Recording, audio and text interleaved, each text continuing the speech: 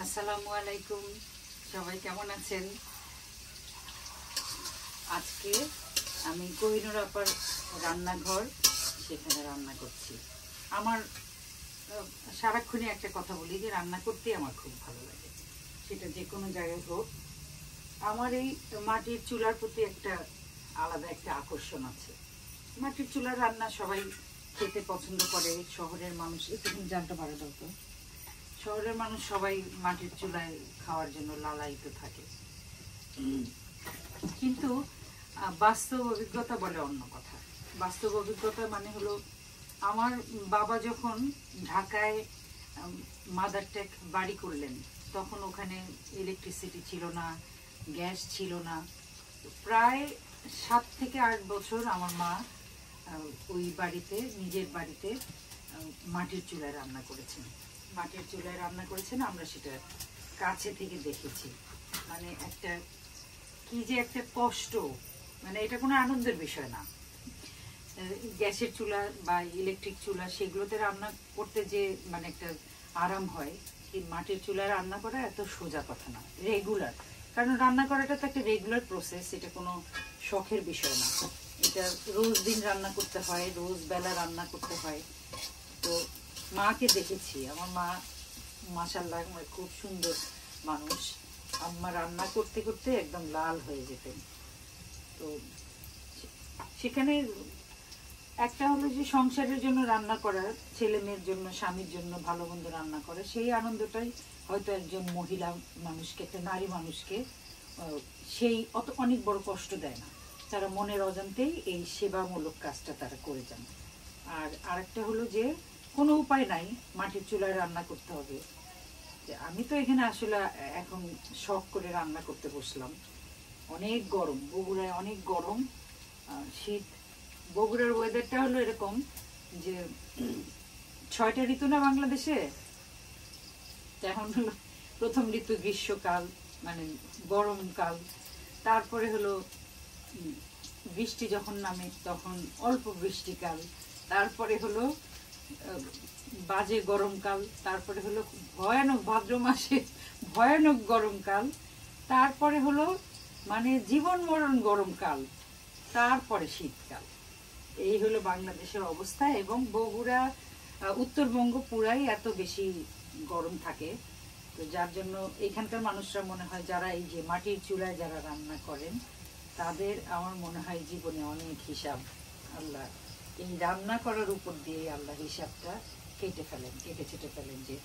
যে এই চুলা প্রত্যেক দিন ধরাতে হবে, প্রত্যেক দিন সেই চুলার আবার অনেক সময় ছাই, পেটের মধ্যে ছাই ভরে যায়, সেটা পরিষ্কার করতে হবে। এবং এখানে বসে বসে রান্না করা এত সোজা না। তারপরেও আমি তো শখ করে করছি, কিন্তু আমি তাদের কষ্টটা অনুভব করার জন্যই আমার উদ্দেশ্য আমি এখানে বসেছি। আমাকে চুলা ধরিয়ে দিয়েছে হালিমা। হালিমাকে বলছি যে শাড়ি পরো, এখন হালিমা বলে যে গ্রামের মেয়ে সাজবো। ছোট মানুষ তো, অনেক শখ। হালিমা কিছু একটা কথা বলো, নাহলে মানুষ মনে করবে যে শুধু আমিই কথা বলি, আর কেউ কথা বলে না। আমি এখানে ডাল চড়িয়েছি, এটা মাখা ডাল। এটা একটুখানি কিছু দিয়ে একটা নাড়া দিয়ে দাও। আমি মনে হয় লবণ দিইনি। তারপরে ওটার মধ্যে হলুদ, মরিচ সবই দাও।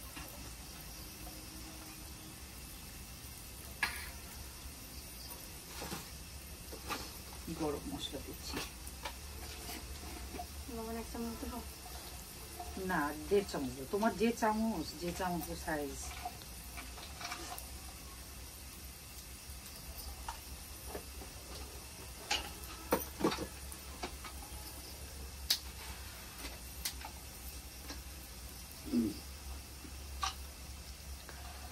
আরেকটু দাও। বললাম না, চামচের সাইজ খুবই করুণ অবস্থা।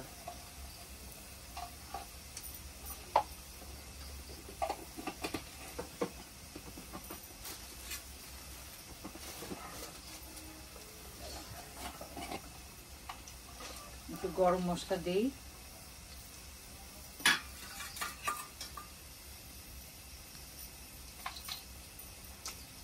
আমি জানি না মানে দেখা যাচ্ছে কিনা, দেখা যাওয়ার খুব একটা সাবজেক্ট না, আমাকে তো আপনারা অনেক দেখেছেন। আমাদের এই রান্নাঘর যার, সে আসলে একজন শিল্পী। উনি কাঁথায় খুব সুন্দর ফুল তোলেন, ফুল তুলে তুলে উনি কাঁথা বানান, তারপরে পাপোশ বানান। পাপোশ তো হালিমা বানাও না? হ্যাঁ, বানাতে পারি। পাপোশ খুব সুন্দর। কি কি সুতা দিয়ে বানাও? উল দিয়ে? হ্যাঁ, উল দিয়ে। আচ্ছা আচ্ছা। তো মানে আমি এটা টের পাই যে হালিমার মা যে কোহিনুর আপা, উনি আসলে মনে মনে একজন শিল্পী।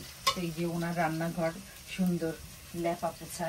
আমি এখন আমি রান্না করছি, বলেই নাই যে কি রান্না করছি। আমি মুরগির সালুন রান্না করছি, রাত্রে আমরা খাবো। আমার হাজবেন্ড খুব কাঁঠালের বীজ পছন্দ করে, তা আবার এই কাঁঠালের বীজ দিয়ে আরো আরেকদিন রান্না করছে। তো সেটা তো ব্যাপার না, আমার রান্নাটা আমি দেখাচ্ছি না, কি রান্না করছি এটা সবাই জানে। এখানে এটা বের করো তো, ইয়েটা, মশলাটা।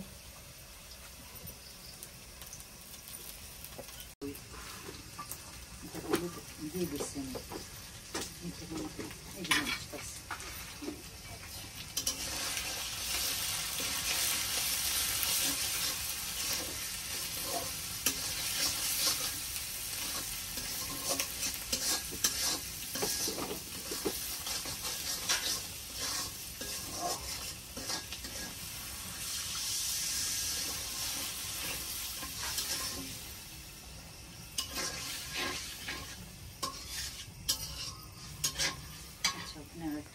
পেঁয়াজ বাটা আছে, একটু দিই।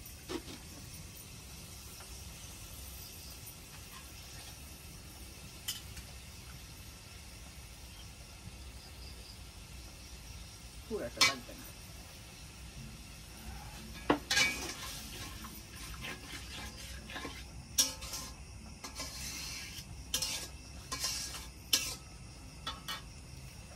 আমার বাড়িতে তো অনেক মেহমান আসে। তো আমার দেবর বাবুন, মোস্তাক হাসান খান বাবুন, তার বন্ধু কাউসার, তারা ইঞ্জিনিয়ার। তো ওই কাউসার আমাকে জিজ্ঞেস করলো, বলেন তো, মানে কাউসার খুবই ইন্টেলিজেন্ট, মানে ব্রিলিয়ান্ট যাকে বলে আর কি। তো কাউসার আমাকে জিজ্ঞেস করতেছিল, বলেন তো ভাবি, ও এরকম অনেক মানে সারাক্ষণ কুইজের উপরেই থাকে, বলেন তো ভাবি এটাতে কি হয়, বলেন তো ভাবি ওইটাতে কি হয়। তা আমি একটু ব্রিলিয়ান্ট উত্তর দেওয়ার চেষ্টা করি, সে খুশি হয় যে ভাবি অনেক কিছু জানে। তো আমাকে জিজ্ঞেস করছে, বলেন তো ভাবি মাটির চুলায় কেন মানে রান্না এত স্বাদ হয়। তা আমি বললাম, মাটির চুলায় অনেক বেশি জাল হয়, অনেক তাড়াতাড়ি রান্না হয়। তো তখন হাসতেছে, মিষ্টি মিষ্টি হাসে। তা আমি বললাম, হয় নাই উত্তর? বলে না। কেন?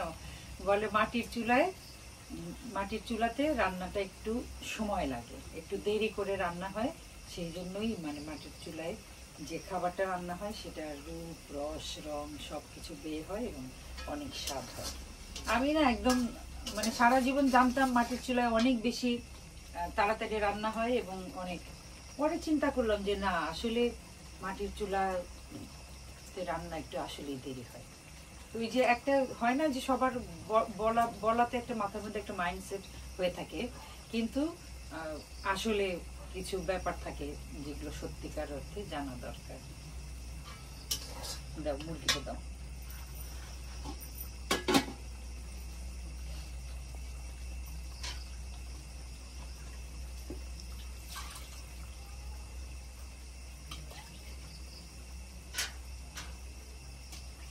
ডালে লবণ দিছিলাম।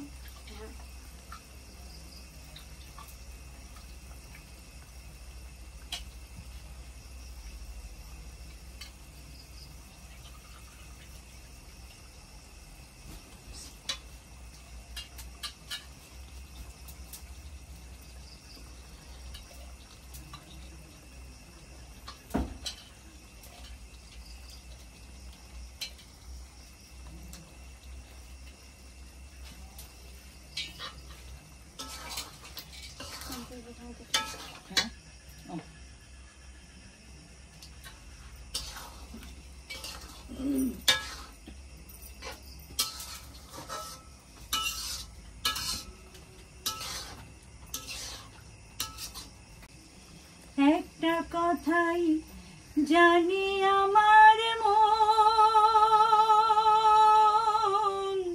তোমাকে না পেলে আমার হয় যেন মরণ। একটা কথাই জানি আমার মন,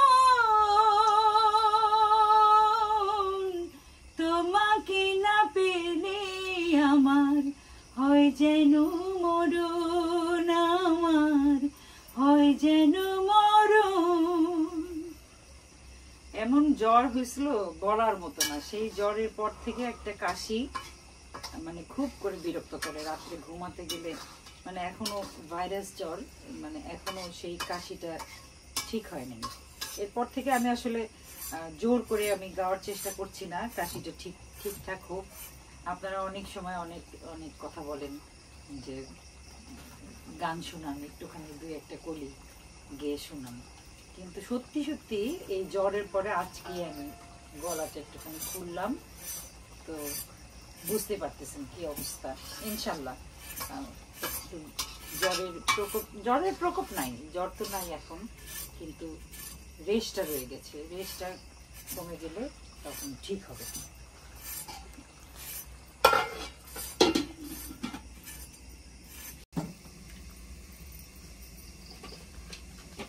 এই যে জিরা, পেঁয়াজ দেওয়া আগে দেবো।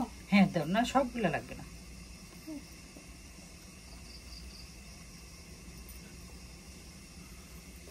তেল গরম হয় নাই।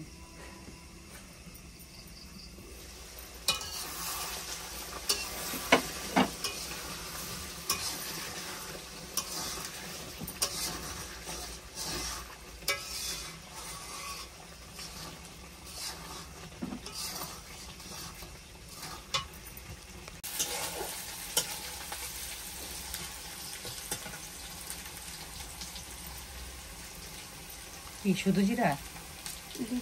আচ্ছা, অনেক সময় সবসময় যে একদম রসুন তারপরে পাঁচফোড়ন এগুলো লাগে এরকম কোনো কথা না। এটা কি? এটা পাঁচফোড়ন অত দিও না, ডাল তো বেশি না।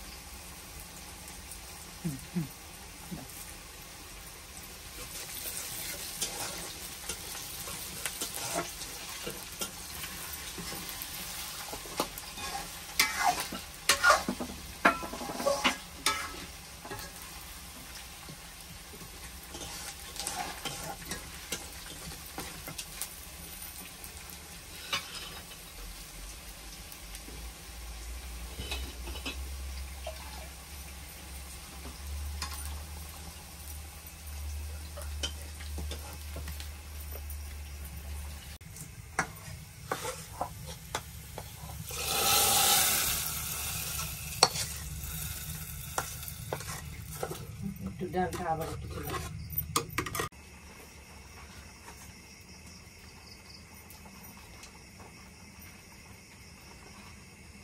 আমার মনে হয় ডালটা নামা ফেলে হয়।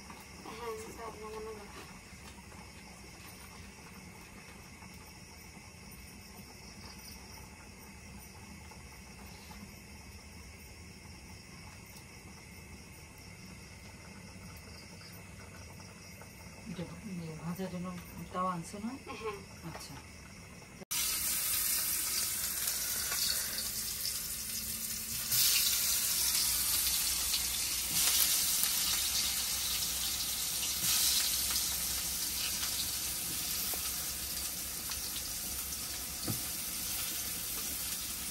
এই সাইডে আরো দিতে পারবেন।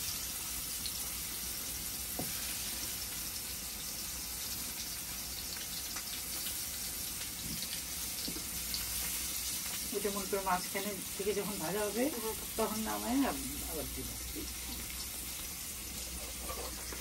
এই মাটির চুলা দেখলেই একটা কথা বারবার মনে হয় যে মানুষের জীবন ঠিক এই মাটির চুলার মতো, যে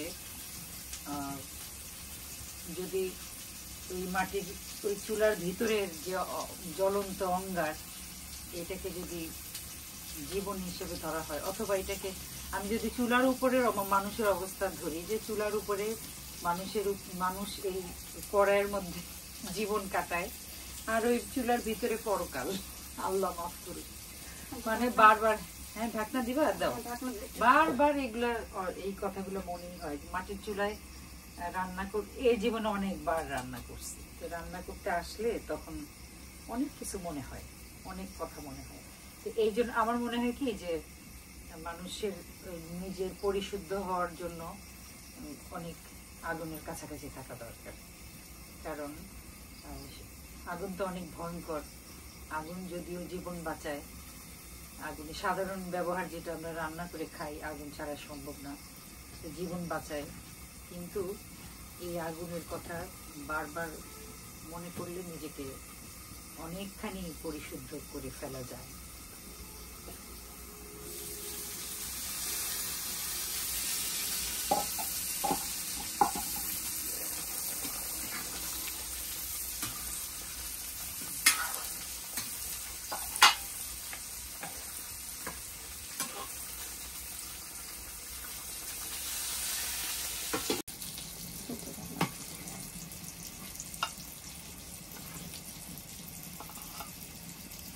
আমার এই পটলের এরকম মচমচা ভাজা স্ন্যাক্সের মতো আমার খুব ভালো লাগে। আমি মাঝে মধ্যে পটলটা যদি আরেকটু ছোট হয়, মানে একটু কচি আরেকটু ছোট সাইজের হয়, তখন আমি একটুখানি বেসন দিই। বেসন দিলে আরেকটু ক্রিস্পি হয়, আর ওইটা খালি খালি খাইতে খুব মজা। এই মাটির চুলার একটা সুবিধা যে মনে করেন চুলা জ্বালানো হলো, চুলাটা গরমে আছে, সাথে সাথে আগুনটা না নিভালাম, এই ভিতরে বেগুন দিয়ে দিব, আস্তে বেগুনটা পুড়বে। অথবা দুধ জাল দেওয়ার জন্য দুধের পাতিলটা দিয়ে দিব, সেটা এই একই খড়িটা হয়ে যাবে।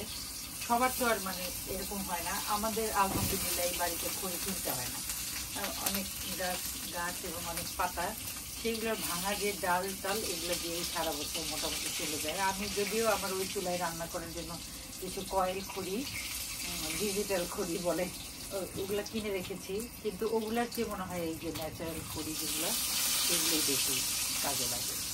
আর দুই চুলায় রান্না হলো, তারপরে আমি ভাতটা বসা দিলাম। গ্রামের মানুষরা তো বেশিরভাগ বসা ভাত খায়, মাছ ফেলে না। তো এই জালেই, একটা জালে, মানে আর কোনো খড়ি টড়ি ব্যবহার করতে হবে না, একটা জালেই ভাতটা হয়ে যাবে। সুবিধা অসুবিধা সব জায়গাতেই আছে। যাই হোক, আমার মোটামুটি রান্না শেষ। এখন এটা দমে তো আর দেওয়া যাবে না, নামাইতে হবে। আর আর মাত্র 2টা পটল আছে, ওইটা হলে এই ডাল, পটল ভাজা আর মুরগির সালাদ, এটা আমাদের রাত্রের খাবার।